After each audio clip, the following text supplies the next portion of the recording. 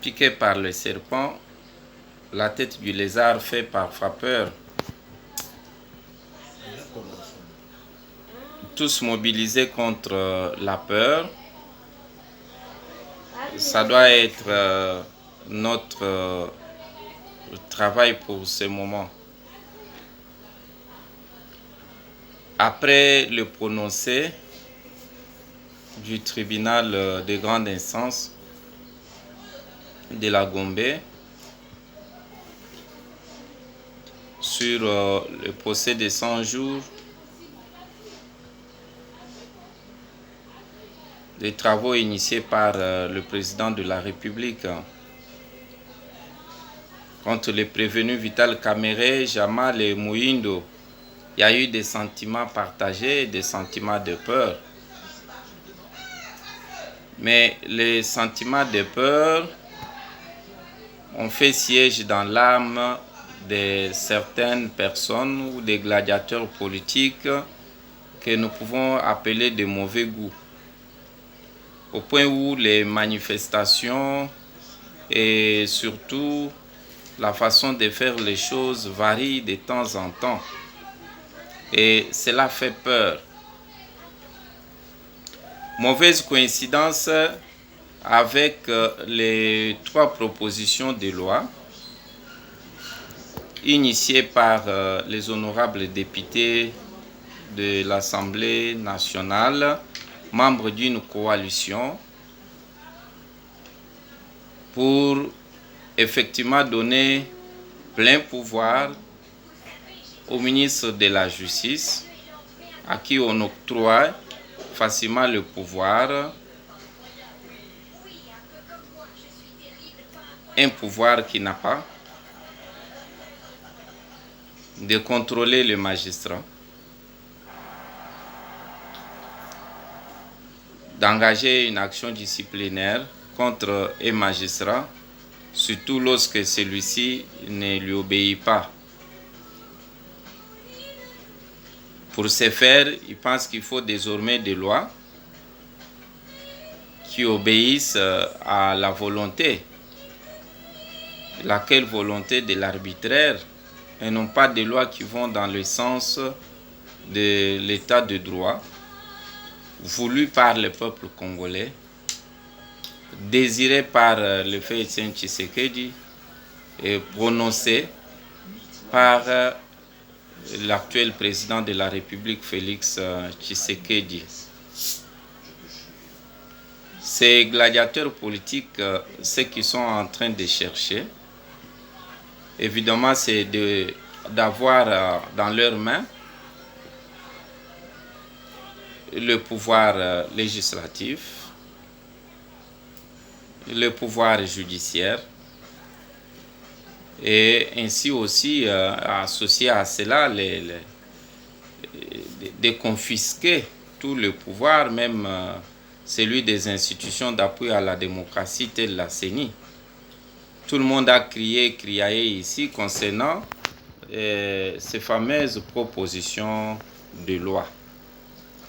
Bien qu'il s'agisse de lois organiques, mais ce qui fait mal, c'est la façon dont les choses sont en train d'aller avec une grande vitesse et la précipitation. On peut aujourd'hui admettre que, bon voilà, on fait ces propositions de loi parce que demain nous aurons un ministre de notre obédience. Mais qui vous assure qu'effectivement le ministre qui sera à la justice demain, ça sera de votre coalition? Non, nullement pas. Imaginez-vous qu'un exemple, à titre d'exemple, un monsieur comme Jean-Marc Kabound soit placé comme ministre de la Justice. Et qu'adviendra à la coalition en ce moment-là? Revenons un peu à ce que c'est que la proposition de loi, qui est évidemment différente du projet de loi. Une proposition de loi parce qu'émanant d'un parlementaire, d'un député, et que un projet de loi, ça c'est une initiative du gouvernement. Mais comment est-ce que ça se passe? Comment ça se passe? je sais très bien que pour ceux qui ont lu le traité de droit constitutionnel congolais du professeur Jean-Louis Essambo, à la page 145, je pense, il en parle abondamment à propos même de la norme législative. La norme législative où on distingue évidemment des lois organiques, des lois cadres, des lois ordinaires et les édits provinciaux. Et les lois organiques, sur leur double point de vue, sur le plan du point de vue matériel, cette loi a pour objet l'organisation et le fonctionnement d'une institution publique ou de pouvoir public. Certes, la Constitution congolaise du 18 février, en ses articles 150 alinéa 3, 152 alinéa 6, 153 alinéa 5, 155 alinéa 4, 156 alinéa 3 et 169 et 179 précise évidemment les domaines d'intervention de la loi organique. Et sur le plan matériel, c'est une proposition de loi qui doit être élaborée ou adoptée selon une procédure différente de celle d'usage pour la loi ordinaire. Nous aurons le temps pour vous faire les définitions et pour vous détailler ce que c'est que chaque loi, comment elle est initiée, comment elle est élaborée et comment elle est votée. Par rapport au problème que nous avons en RDC actuellement qui fait débat, celui des 3 propositions de loi sur le plan de la forme déjà. Même si la matière ou sur le plan matériel, évidemment on fait référence à l'organisation de la justice et ainsi de suite, à l'article 150, effectivement à l'alinéa 3, mais sur le plan de la forme, ces propositions de loi, à mon avis, ne respectent pas la procédure. Parce que la procédure est celle que effectivement la proposition soit examinée, donc qui est l'examen et l'adoption, qui doivent être soumis aux conditions donc restrictives de quorum, de majorité et de la promulgation, conditionné au contrôle de constitutionnalité. Et déjà par rapport au quorum, le quorum existe, ça veut dire le quorum autrement dit, c'est le pourcentage exigé pour qu'une proposition de loi soit débattue, soit acceptée. Donc il faut évidemment 2/3 des membres présents dans l'Assemblée. Là, c'est à l'article 64 du règlement intérieur de l'Assemblée nationale du 23 novembre 2006.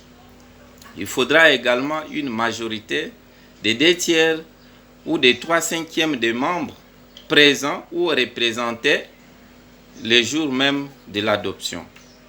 Il faudra sa promulgation conditionnée au contrôle de la constitutionnalité.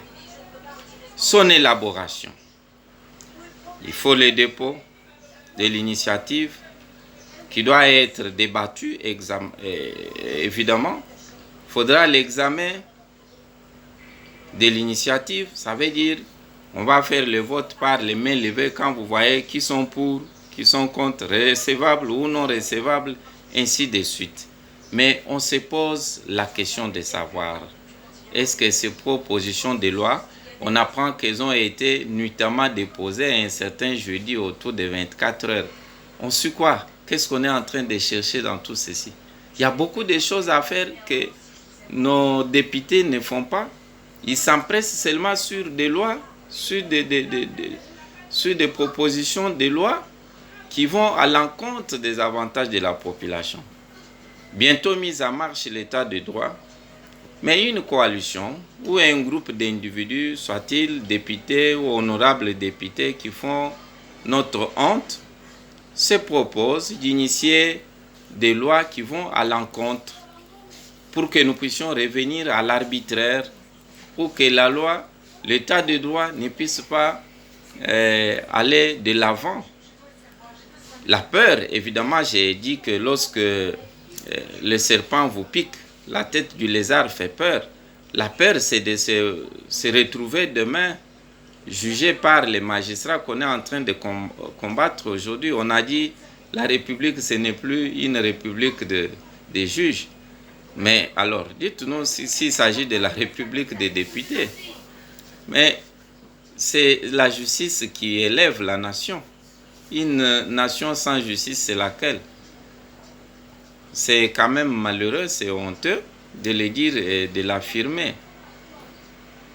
Si aujourd'hui nous pouvons admettre, par exemple, que vous puissiez avoir, comme vous l'avez d'ailleurs, le contrôle de l'Assemblée nationale, vous avez le Sénat, vous voudriez aussi avoir les juges sous votre règne, sous votre gouverne, vous voudriez avoir le pouvoir exécutif sous votre règne, vous voudriez arroger au ministre de la Justice, puisse-t-il être de votre obédience le pouvoir qu'il ne peut pas avoir. Vous voudriez confisquer le pouvoir du peuple, vous voudriez confisquer encore les biens fondés de la justice dont nous avons besoin, dont nous avons réclamé depuis longtemps, pour que cette justice soit une justice arbitraire comme ça a été hier. Nous n'allons pas baisser les bras, nous allons parler, nous allons nous tenir debout pour dénoncer cela. Parce qu'imaginez qu'aujourd'hui vous puissiez dire que c'est le ministre de la Justice qui a les prérogatives sur les magistrats, qui peut en disposer comme il veut. Mais quel est alors le pouvoir du chef de l'État? Quel est le pouvoir du président de la République? Certes, vous avez besoin d'avoir les magistrats à la Cour constitutionnelle parce que vous avez besoin de remporter haut le main les élections de 2023. Vous avez peur, nous avons peur de cela. Vous voudriez placer les gens à la CENI. La corruption a circulé. La corruption, ça nous fait quand même un peu... C'est une honte. C'est désagréable. C'est désagréable. En même temps, vous vous faites appeler honorable, mais excusez-moi les termes, ça ne va pas à ce sens-là. Donc, ayons un peu le sens de l'humanité. Allons dans la direction où le peuple veut. Ce que veut le peuple, Dieu le veut. Mais nous ne voulons pas que vous, même si vous vous dites, vous vous faites appeler représentant du peuple, oui, bien sûr, mais de quelle façon êtes-vous arrivé là? Voilà ce qui nous fait peur. Nous avons peur, tous nous avons peur de la façon dont vous êtes en train d'initier des choses cette fois-ci. Donc, je pense que le peuple reste mobilisé pour qu'ensemble, nous puissions dire non. En Suisse, par exemple, je sais très bien que ce sont les députés qui choisissent, évidemment, les magistrats. Mais les députés suisses ne peuvent pas être comparés à nos députés congolais. Nos députés ici, à l'Assemblée nationale ici. Je ne dis pas que vous n'avez pas de conscience, mais figurez-vous quel est le type de juges que vous allez donner à la population congolaise.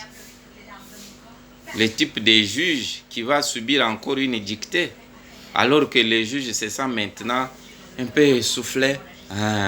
Les juges se sentent un peu dans les domaines de ces fonctions.